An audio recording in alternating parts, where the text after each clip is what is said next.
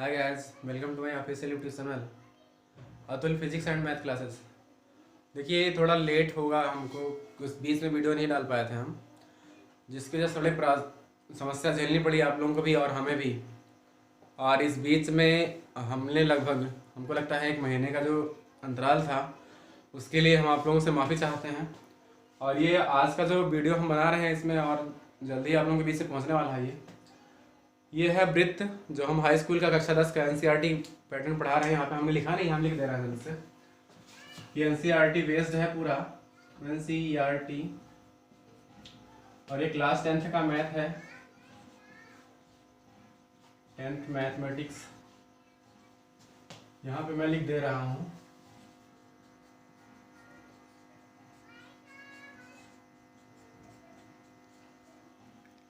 ये चीज़ अब वृत्त ये है कि ये एक्सरसाइज हम लोग का जो स्टार्ट होना है वो 10.1 से स्टार्ट होगा और 10.1 और 10.2 में ही ये पढ़ाया जाएगा।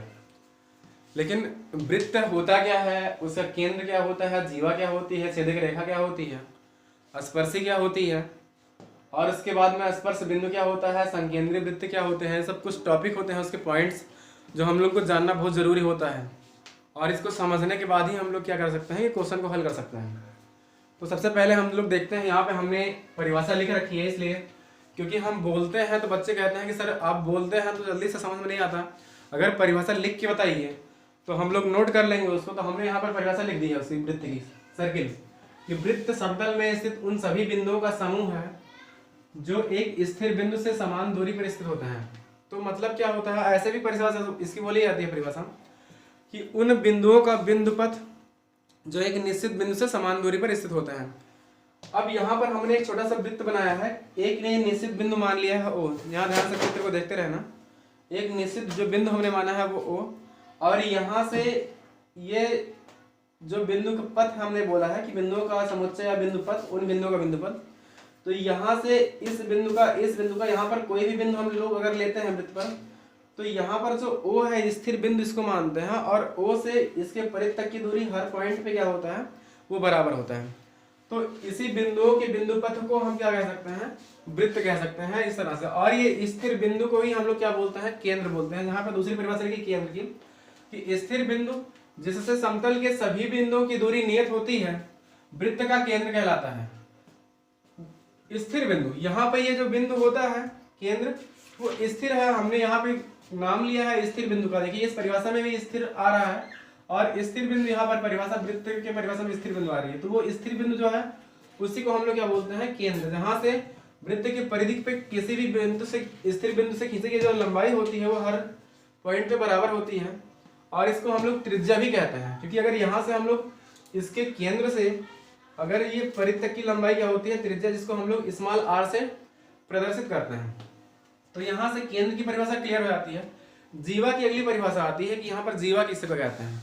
तो जीवा बहुत ही आसान परिभाषा है कि वृत्त पर स्थित किन्हीं दो बिंदुओं को मिलाने वाली रेखा जीवा कहलाती है। कैसे, अगर यहाँ पर हम एक बिंदु ले लेते हैं और एक बिंदु यहाँ पर ले लेते हैं और दोनों को मिला देते हैं। मान लीजिए कि ये बिंदु एक ए है, यहाँ पर ए है, और यहाँ पर क्या है, बी है। अगर इन दोनों बिंदुओं को हम लोग मिला देते हैं ए से बी तक, तो ये जो रेखा होती है ए से बी तक, वो हम लोग जीवा कहलाती है। हम लोग उसको जीवा के नाम से जानते हैं कि इसको जीवा कहलाती है। तो इसकी परिभाषा क्या है कि वृत्त पर स्थित किन्हीं भी दो बिंदुओं को मिलाने वाली रेखा जीवा कहलाती है। तो ये चीज क्लियर हुआ।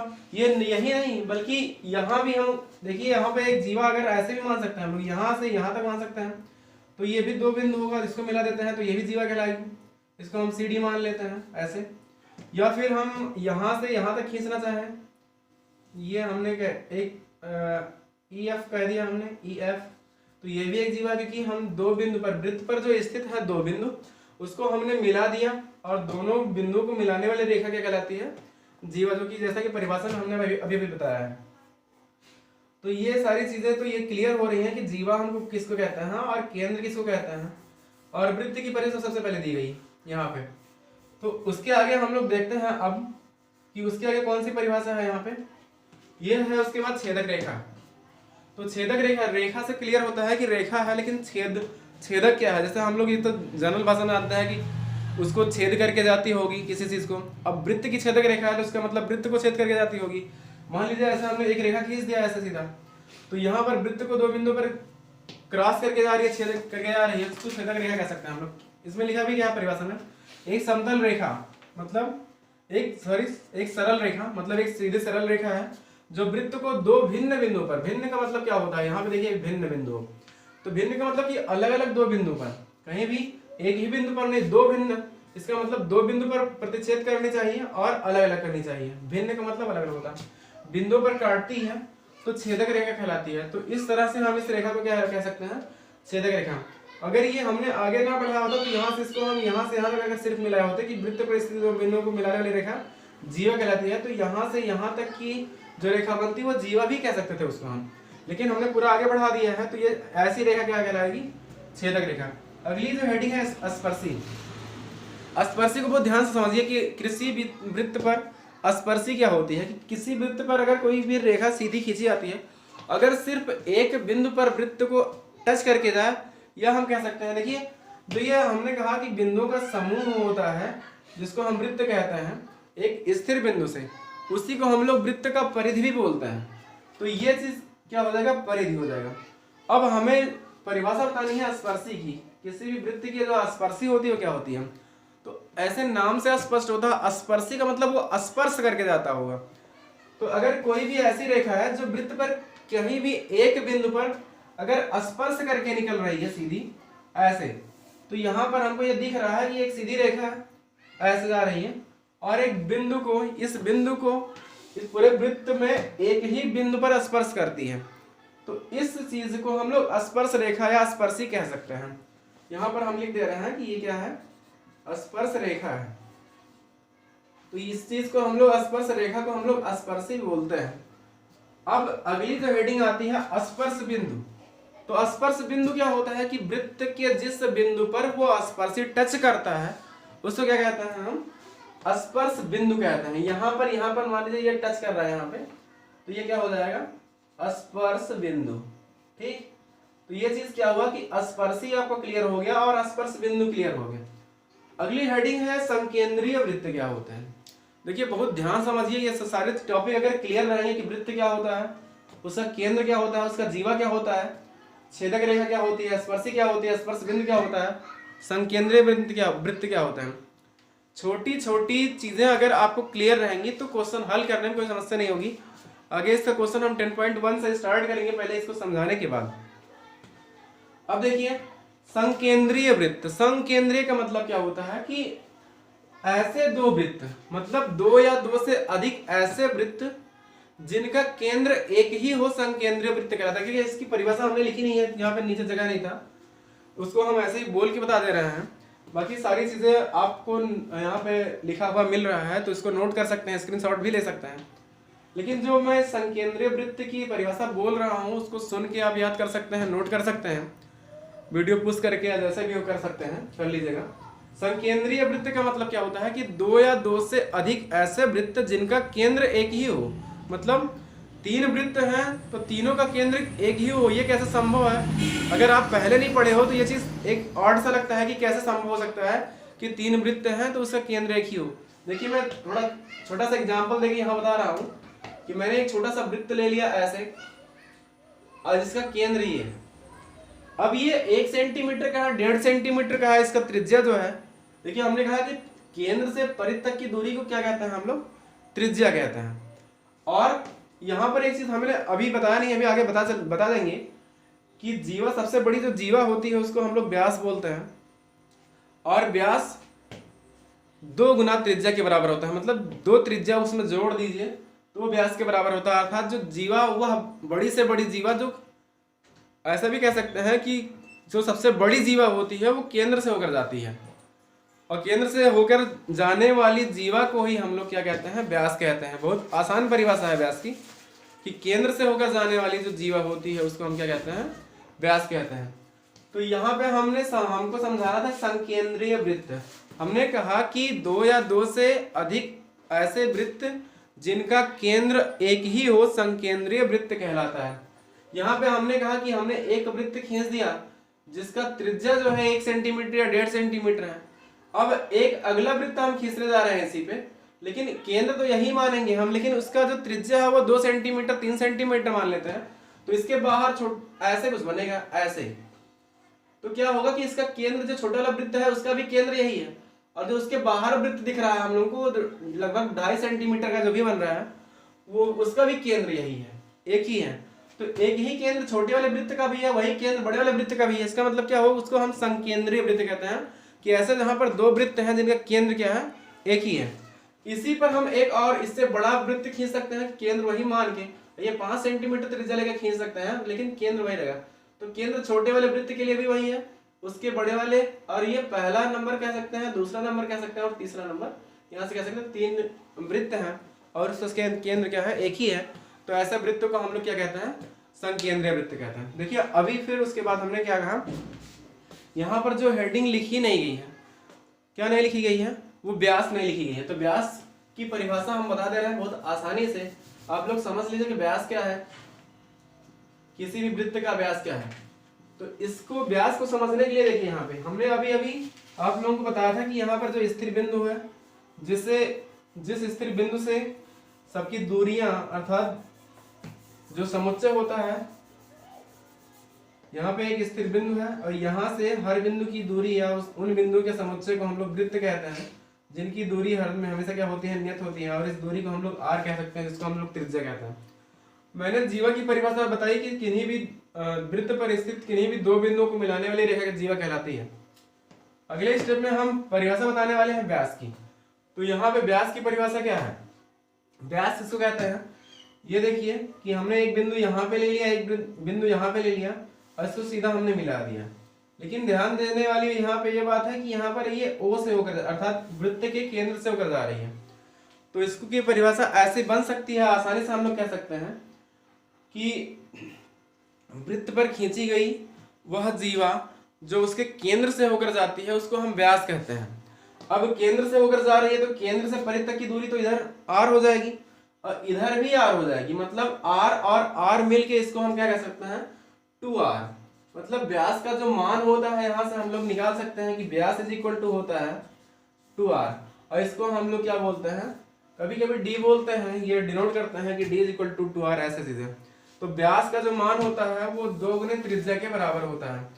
तो ये छोटी छोटी चीजें जो हमने वृत्त की केंद्र और वृत्त का जीवा क्या है, छेदक रेखा क्या है, स्पर्शी क्या है, स्पर्श बिंदु क्या है, और संकेंद्रीय वृत्त क्या है, उसके बाद हमने बताया कि व्यास क्या है, और ये सारी चीजें। अब व्यास में और त्रिज्या में संबंध क्या होता है, तो व्यास 2 गुने त्रिज्या के बराबर होता है। मतलब व्यास जो होता है वो कितना होता है, 2 गुनी त्रिज्या के बराबर होता है।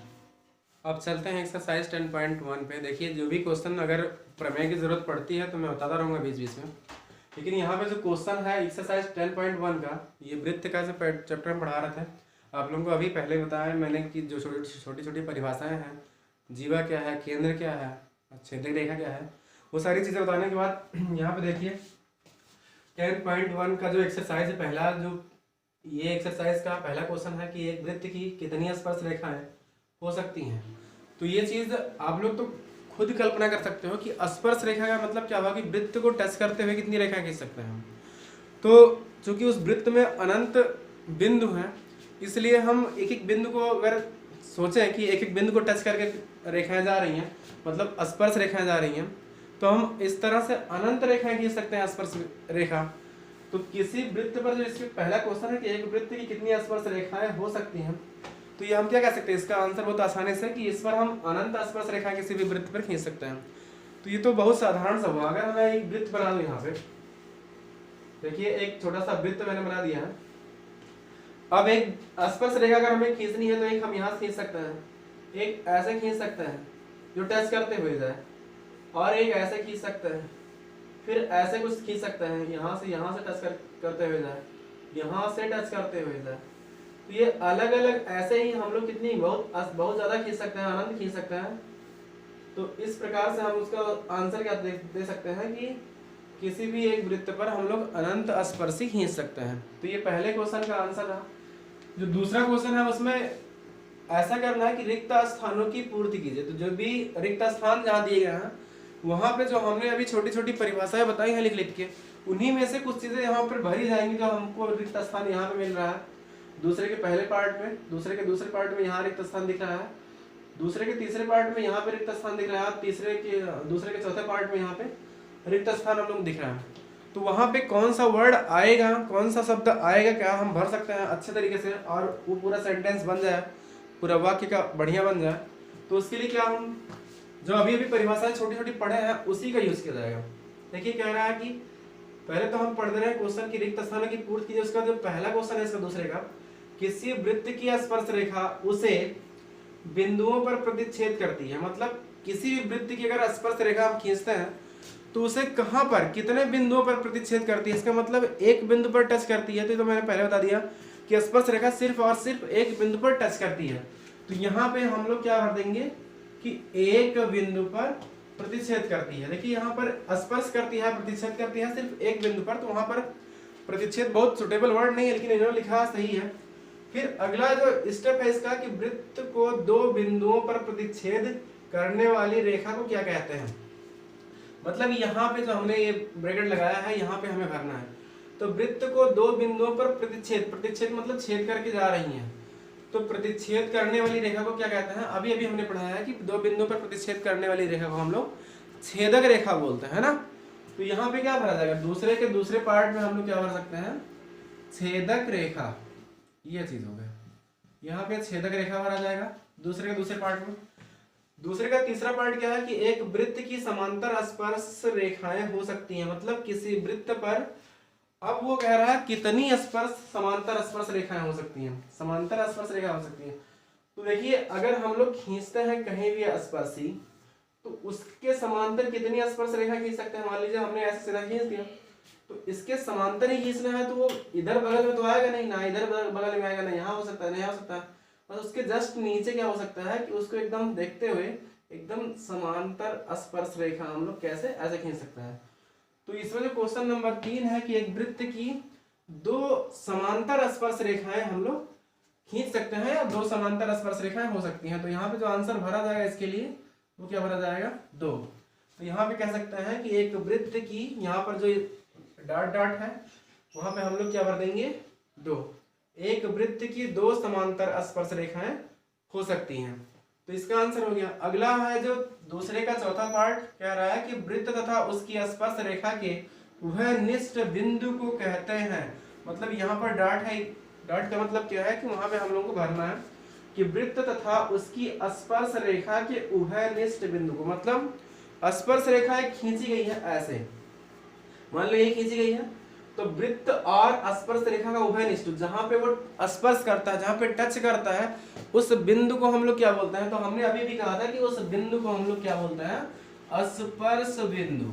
क्या बोलते हैं, ये चीज हो गया स्पर्श बिंदु। इसका मतलब क्या बना जाएगा, यहाँ पे दूसरे का चौथा पार्ट है ये, वृत्त तथा उसकी स्पर्श रेखा के उभयनिष्ठ बिंदु को स्पर्श बिंदु कहते हैं।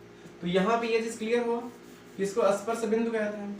अब ये तो पहला क्वेश्चन और दूसरे क्वेश्चन का सॉल्यूशन था कि कैसे कैसे क्या हो रहा है, इसको मैं मिटा देता हूँ और आगे हम लोग को तीसरा क्वेश्चन और चौथा क्वेश्चन हल करना है।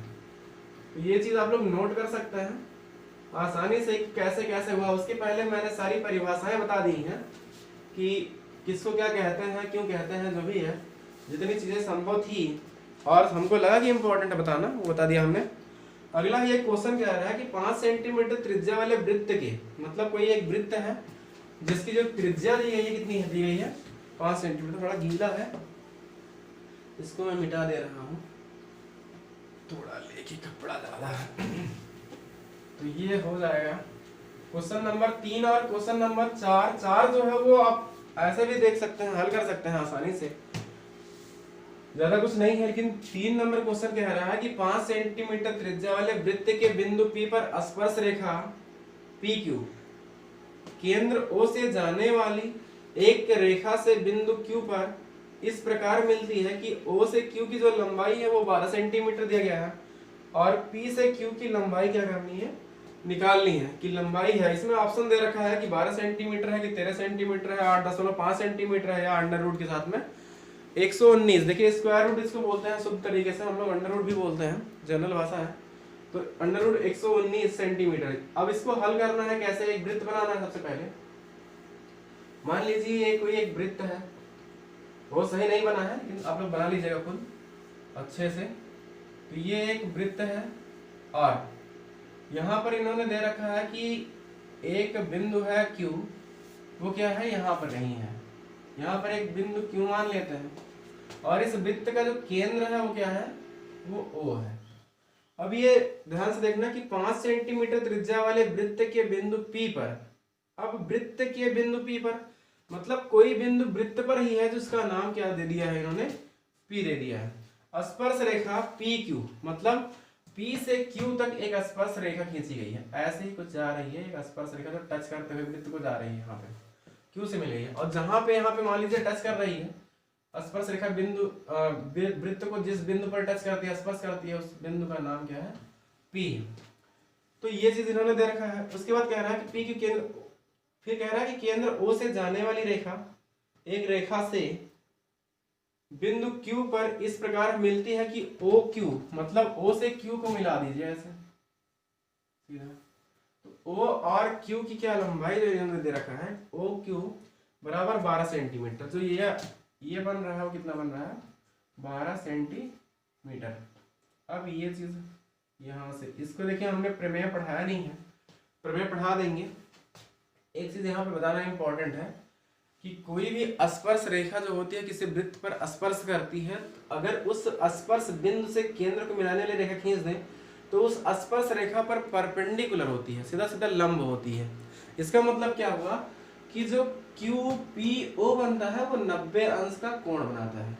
ठीक, हमने क्या कहा, ये प्रमेय पढ़ाना है, पढ़ा देंगे, अभी पढ़ाया नहीं है मैंने, लेकिन मैं बता दे रहा हूँ कि कोई भी स्पर्शी है तो स्पर्श बिंदु से केंद्र को जो रेखा मिलाती है वो स्पर्श रेखा पर लंब होती है, या जो त्रिज्या होती है, अगर त्रिज्या वो स्पर्श बिंदु पर है तो स्पर्श रेखा पर वो त्रिज्या क्या होती है, लंब होती है। इस तरह से हम लोग समझ सकते हैं। तो यहाँ से जो OPQ या QPO हम लोग बोलेंगे उसको हम क्या कह सकते हैं कि ये 90 अंश बना रहा है, 90 अंश का कोण। ये एक थ्योरम है या प्रमेय कह सकते हैं इसको।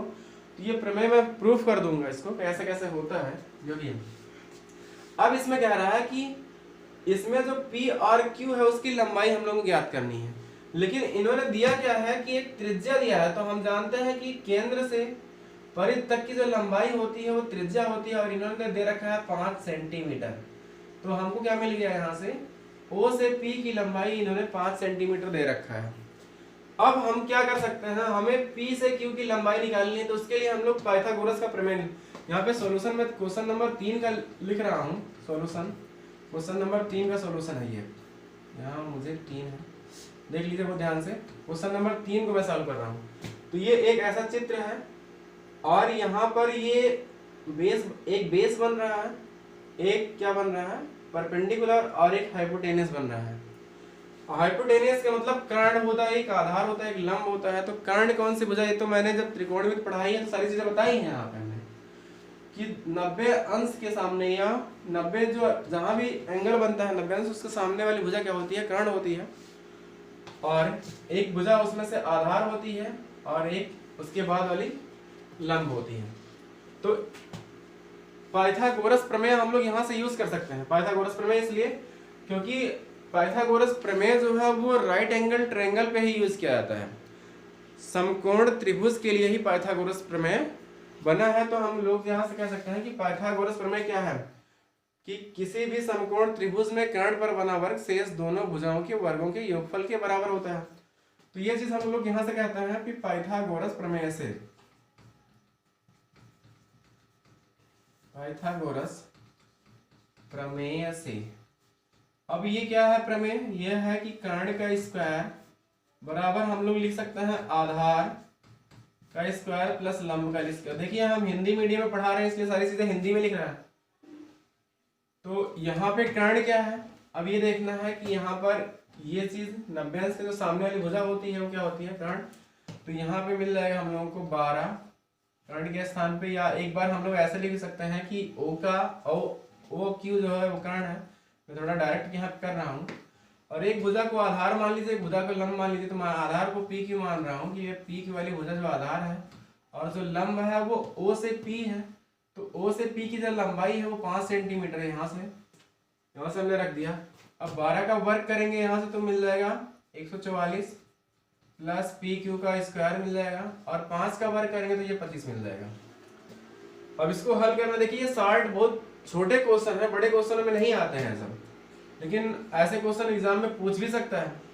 तो यहाँ से 144 और इस 25 को हम लेफ्ट हैंड साइड में भेजते हैं तो राइट हैंड साइड में प्लस में है, तो ये 25 हो जाएगा माइनस में आ जाएगा इस साइड में, और ये पी क्यू का यहाँ से स्क्वायर मिल जाएगा। अब 144 में से हम 25 घटाएंगे तो कितना आएगा 119, ये हो गया, और बराबर पी क्यू का वर्ग हो गया ये। इसका मतलब पी क्यू का वर्ग बराबर 119। तो यहाँ से हम लोग इम्प्लाइज ऐड कर लिख सकते रहिए, पी क्यू का वर्ग बराबर 119। देखिए इस पक्ष को मैंने लेफ्ट हैंड साइड में, लेफ्ट हैंड साइड वाले तो राइट हैंड साइड में कर दिया है। तो यहाँ से बराबर, देखिए अब दोनों पक्षों का अगर हम वर्गमूल ले लेते हैं, लिखेंगे कि दोनों पक्षों का वर्गमूल लेने पर, वर्गमूल लेने पर, तो जैसे वर्गमूल लेते हैं तो इधर स्क्वायर खत्म हो जाता है, कि हम लोग जानते हैं कि अगर वर्गमूल लेते हैं तो उसका पावर के रूप में या घात के रूप में कह सकते हैं, इसका 1/2 मान होता है। यहाँ से 2 से 2 कट जाएगा और सिर्फ पी क्यू बचेगा, और यहाँ पर क्या होगा स्क्वायर रूट आ जाएगा 119। तो इस प्रकार से ये हम लोग का आंसर हो जाएगा कि पी क्यू की जो लंबाई है वो अंडर रूट में 119 है।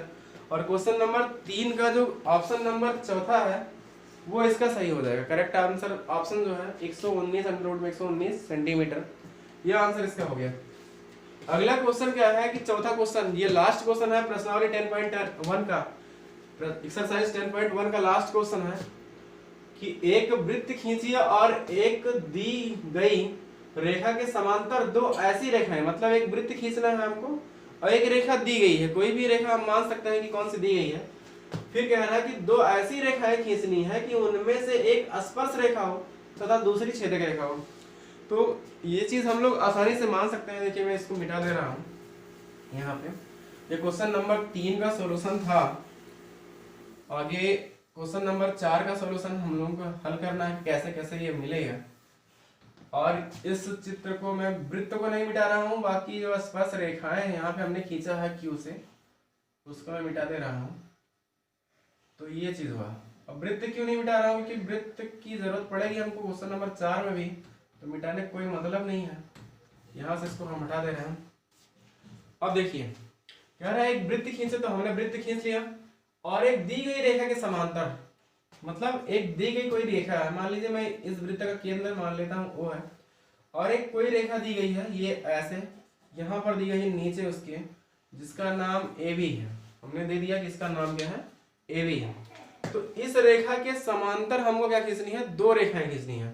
तो दोनों रेखाओं की खासियत क्या है कि दो रेखाएं खींचनी है जिनमें से एक रेखा ऐसी हो कि स्पर्श रेखा हो तथा दूसरी छेदक रेखा हो। स्पर्श रेखा का मतलब क्या होता है कि वो एक वृत्त को कहीं एक बिंदु पर स्पर्श करते हुए जाए।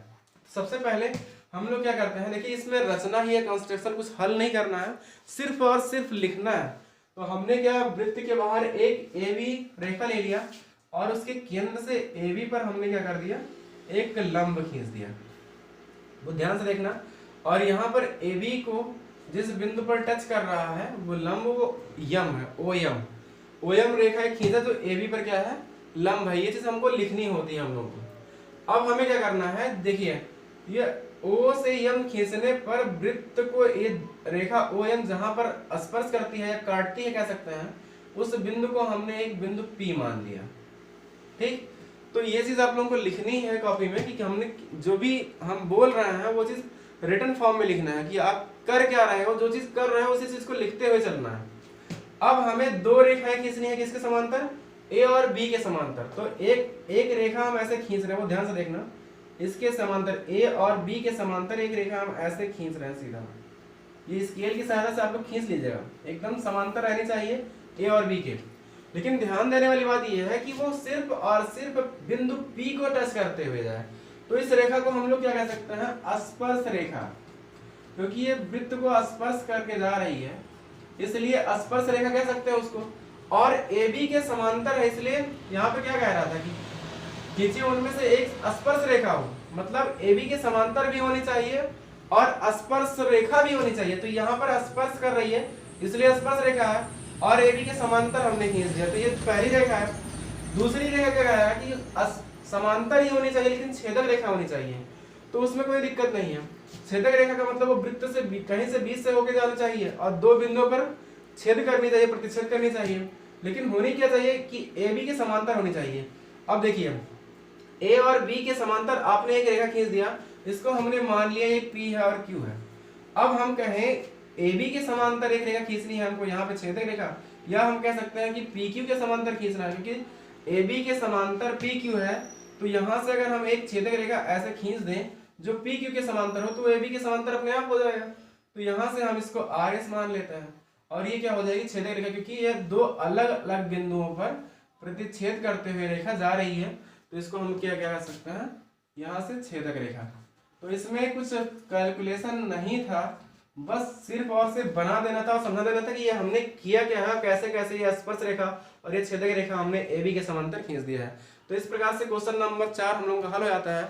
आज का वीडियो यहीं तक, बहुत बहुत धन्यवाद आप लोगों को।